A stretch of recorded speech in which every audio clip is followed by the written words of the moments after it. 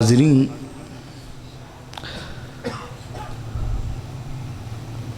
हक़ हर दौर में मुखालफतों से गुज़रता रहा और जितनी मुखालफतों से गुज़रा है ये उतना ही चमका है। जिस तरह हीरे की तराश खराश जितनी हो वो उतना ज़्यादा चमकता दमकता और ख़ूबसूरत दिखाई देता है,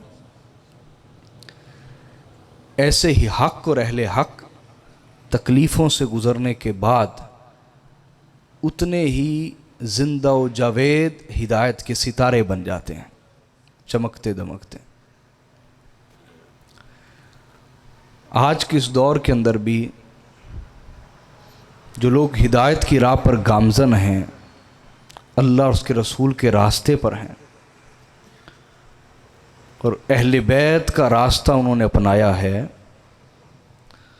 वो मुख्तलिफ़ तरह के बहतानों, इल्ज़ामों, मुखालफतों, मुखासमतों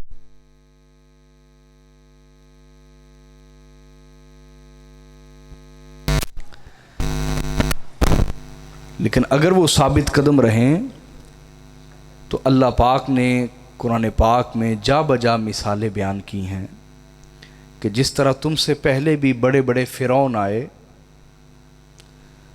बड़े बड़े कारून आए, नमरूद आए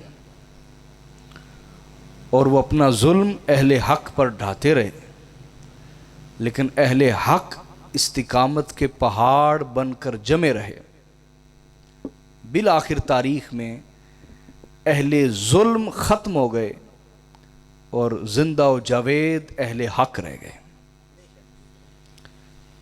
इसी तरह इस दौर के अंदर भी अहले हक़ मुख्तलिफ़ तकलीफ़ों से गुज़र रहे हैं, लेकिन उन्हें घबराना नहीं चाहिए, उन्हें किसी भी सितम और जुल्म के आगे हिम्मत हारनी नहीं चाहिए। अल्लाह पाक बिल आखिर जो जालिम हैं, जो जुल्म का रास्ता इख्तियार करते हैं, जो तशद्दुद का रास्ता इख्तियार करते हैं, जो कत्ल गारत का रास्ता इख्तियार करते हैं, जो इज़्ज़त ख़राब करने का रास्ता इख्तियार करते हैं, बिल आखिर अल्लाह उन्हें ही ज़लील करता है और अहले हक़ को अल्लाह इज़्ज़तों से नवाजता। लेकिन उसकी फितरत यही है कि एक औरत हामला होती है तो वो 9 माह तकलीफ़ें सहती है, हमल की हिफाजत करती है।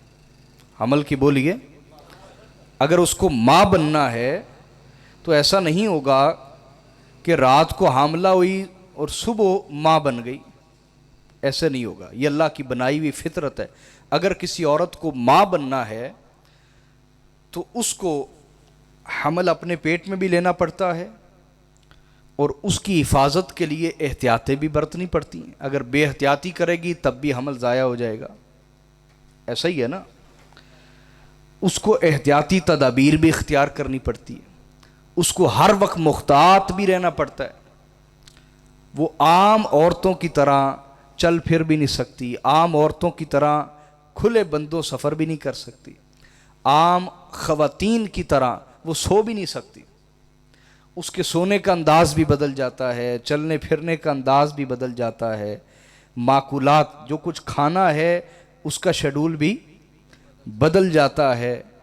फिर एक मुसलसल तकलीफ़ अज़ियत से गुज़रने के बाद, वज़अ हमल की तकलीफ़ से गुज़रने के बाद उसको अल्लाह ये शर्फ देता है कि वो माँ बन जाती है, उसकी नस्ल अल्लाह आगे जारी कर देता है। तो ये अल्लाह का बनाया हुआ निज़ाम है। जिस तरह एक औरत को माँ बनने के लिए इतने अरसे से गुज़रना पड़ेगा, उन मराहिल से गुज़रना पड़ेगा, उन इम्तिहानों से गुज़रना पड़ेगा, इसी तरह अहले हक़ अगर ये चाहते हैं कि उनका फैज़ जारी रहे, उनका सिलसिला बाकी रहे, उनका तरीक़ा अल्लाह ज़िंदा रखे, तो उन्हें भी एक अरसे तक खुदा के रास्ते के अंदर बड़ी मोहतात ज़िंदगी गुजारनी होती है। वो आम लोगों की तरह चलते फिरते नहीं, आम लोगों की तरह सोते उठते नहीं कि एक आम बंदा सोया उसे परवाह ही नहीं कि कब मैंने उठना है। नहीं, इनको अपनी नींद भी लोगों से जुदा करनी पड़ती है, बैठना उठना भी लोगों से जुदा करना पड़ता है, अंदाज़े ज़िंदगी लोगों से हट जाता है थोड़ा सा। वजह क्या है? ये इन्होंने एक अजीम शरफ हासिल करना होता है खुदा की बारगाह में। मेरी बात समझ रहे हैं आप या नहीं समझ रहे? तो एक हमल की, एक मां बनने की मिसाल मैंने इसलिए दी है कि उसको हर इंसान आसानी से समझ जाता है। बस उसको ज़हन में रखें और अहले हक को अपने सामने ले आएं कि उनको भी मुख्तलिफ मराहिल से गुजरना पड़ता है, मुख्तलिफ तकलीफ़ों इम्तिहानों से गुजरना पड़ता है, और उन्हें अपने सारे शेड्यूल बदलने पड़ते हैं। वो आम लोगों की तरह हर जगह नहीं बैठते।